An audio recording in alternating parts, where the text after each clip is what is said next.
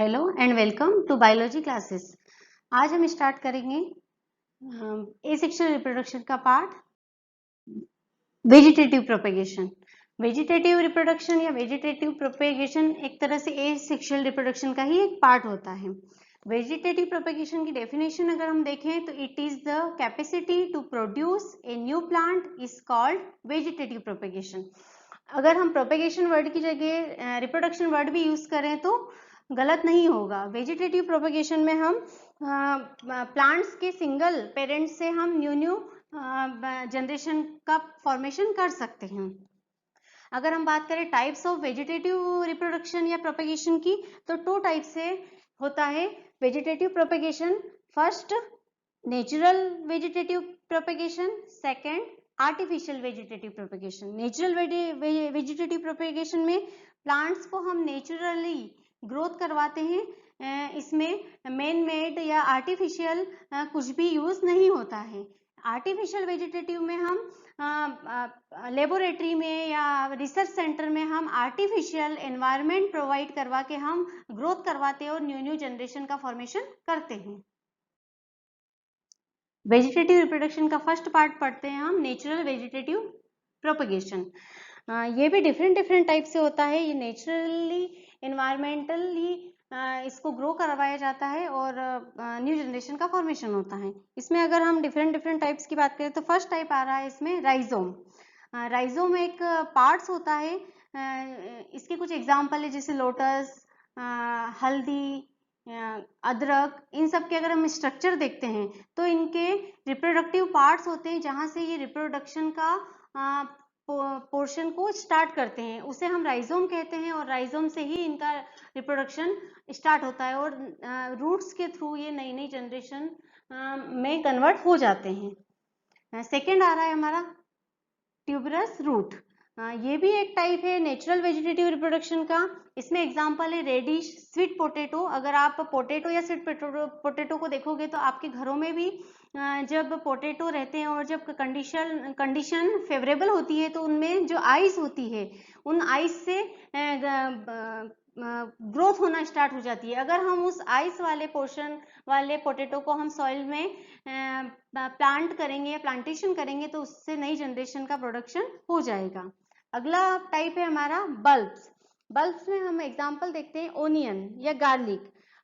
Onion का example अगर हम देखते हैं तो ओनियन एक तरह से मॉडिफिकेशन ऑफ अंडरग्राउंड स्टेम, एक तरह से स्टेम का ही एक फॉर्म होता है और ये मॉडिफिकेशन होके नई जनरेशन का डेवलपमेंट करता है। नेक्स्ट टाइप है हमारा रिप्रोडक्टिव लीव्स।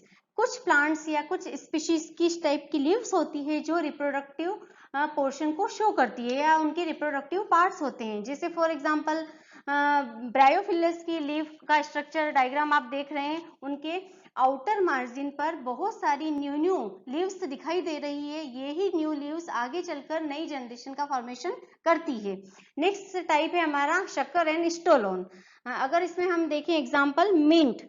मिंट में के जो स्पीशीज होती हैं जो इस टाइप के रिप्रोडक्टिव एसेक्सुअल रिप्रोडक्शन शो करती हैं, उनकी जो रूट्स होती है, रूट्स का जो अंदर का पोर्शन होता है वो अंडरग्राउंड ग्रोथ करता है और ग्रोथ करने के बाद उसकी कुछ दूरी पर ही उसी के जैसा एक नया प्लांट दिखाई देने लगता है। इसी को हम कहते हैं शक्कर एंड स्टोलोन। तो ये थे हमारे नेचुरल वेजिटेटिव प्रोपेगेशन के कुछ टाइप्स।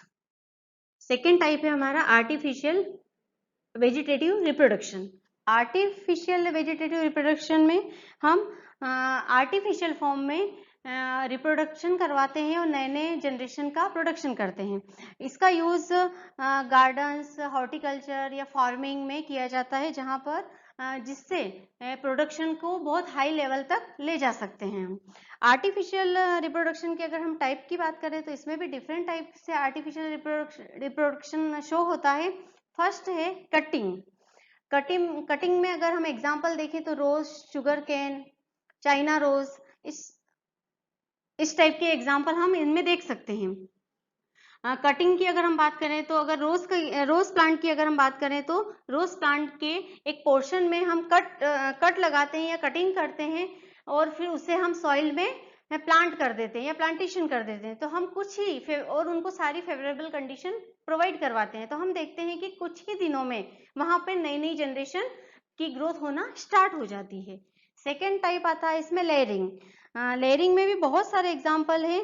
इसमें हम प्लांट्स को सॉइल में, प्लांट्स की रूट्स को सॉइल में लेयरिंग करते हैं। लेयर करना मीन्स सॉइल में डिप करना।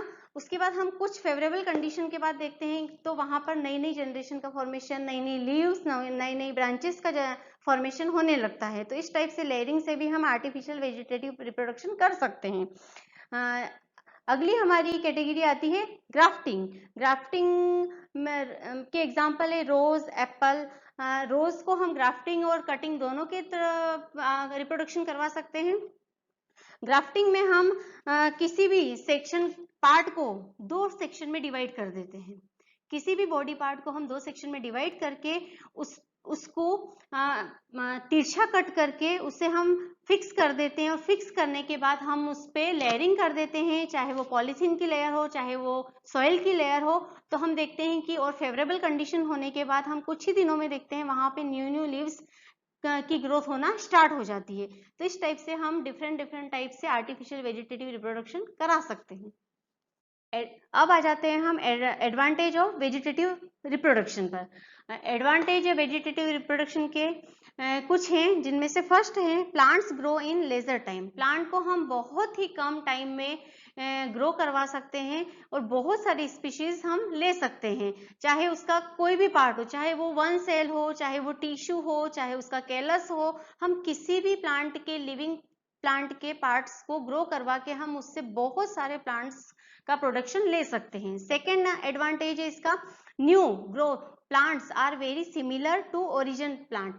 अगर हमारे पास बहुत अच्छी क्वालिटी के प्लांट्स की स्पीशीज है और हमें उसके सिमिलर ही नए प्लांट बनाना है, तो उसके लिए इस टाइप की मेथड बहुत ही हेल्पफुल होती है। अगर हम बात करें डिसएडवांटेज की, तो एक बहुत सारे डिसएडवांटेज, उसमें से जो मेन है वो है कि हम इसमें नए नए वेरिएशंस नहीं ला सकते हैं, क्योंकि नए नए वेरिएशंस लाने के लिए हमें डिजीज फ्री प्लांट बॉडी की रिक्वायरमेंट होगी। यहाँ पे अगर हम नई बॉडी का फॉर्मेशन कर रहे हैं तो वो अपने पेरेंट सेल से बिल्कुल सिमिलर होंगे, और जो डिजीज पेरेंट्स में होगी वो नई जनरेशन में भी शो अप होगी। तो इस टाइप से हम कह सकते हैं कि ये इसका एक मेन डिसएडवांटेज है। माइक्रो प्रोपेगेशन नेक्स्ट टॉपिक है हमारा। It is the production of large number of vegetative progeny of very small size through tissue culture। इस मेथड में हम लोग स्मॉल साइज के किसी भी सेल को लेकर या बॉडी पार्ट, रिप्रोडक्टिव पार्ट को लेकर हम उसको टिश्यू कल्चर में कन्वर्ट करते हैं और उससे पूरे बॉडी स्ट्रक्चर का फॉर्मेशन हो जाता है। अगर हम इसकी कंडीशन की बात करें तो इसकी कुछ फेवरेबल कंडीशन होना चाहिए, जिसमें से फर्स्ट है प्रॉपर न्यूट्रिएंट मीडियम। ये कल्चर हमारा या ये हमारी मेथड विदाउट सॉइल होती है, वाटर में होती है या कल्चर मीडियम में होती है, तो इस मेथड में हमें प्रॉपर न्यूट्रिएंट कल्चर प्रोवाइड होना चाहिए। सेकेंड कंडीशन है हमारी कंडीशन जितनी भी है, चाहे वो टेम्परेचर हो, सनलाइट हो, न्यूट्रिएंट वाला हो, सारी कंडीशन फेवरेबल होनी चाहिए, तभी ये प्रोसेस कंटिन्यू होगी।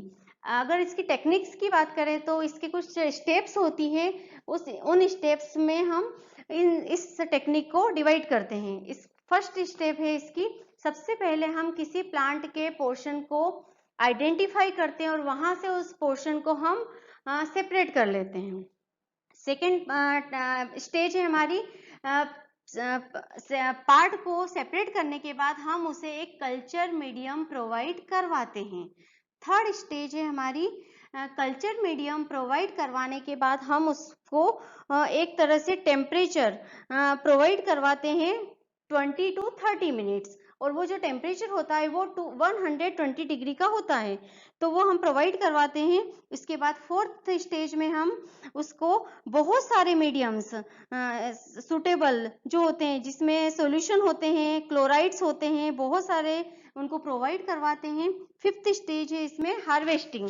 अगर हमारा केलस फॉर्म का फॉर्मेशन हो जाता है तो हम उसको वहां से